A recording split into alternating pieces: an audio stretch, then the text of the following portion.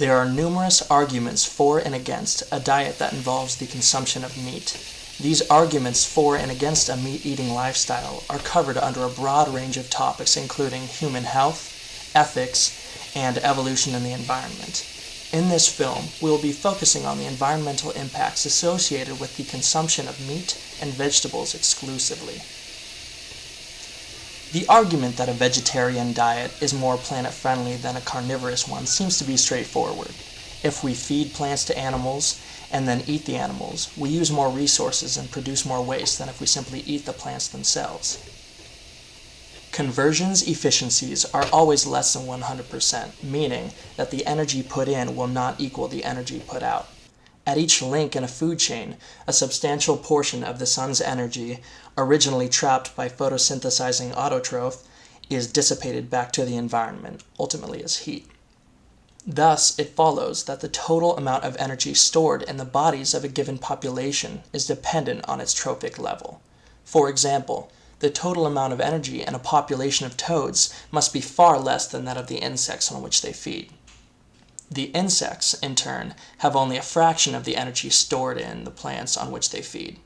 This decrease in the total available energy at each higher trophic level is called the pyramid of energy. Through the consumption of exclusively vegetables, we eliminate a step from the pyramid, increasing caloric efficiency and reducing the amount of resources necessary to sustain a population. It takes about 6 pounds of feed to produce 1 pound of meat. Not only is there the issue of food efficiency, feeding our food to our food so we can eat, but there is also the matter of water use. This is especially prevalent nowadays, with the worst drought California has seen in hundreds of years.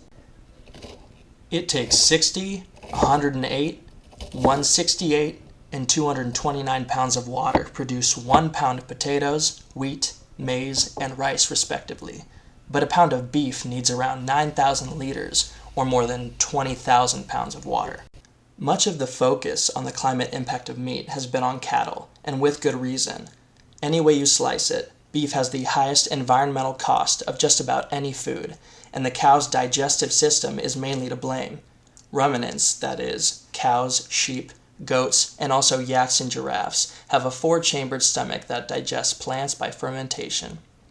A byproduct of fermentation is methane, a greenhouse gas with some 20 times the heat-trapping ability of carbon. One cow's annual output of methane, about 100 kilograms, is equivalent to the emissions generated by a car burning 235 gallons of gasoline.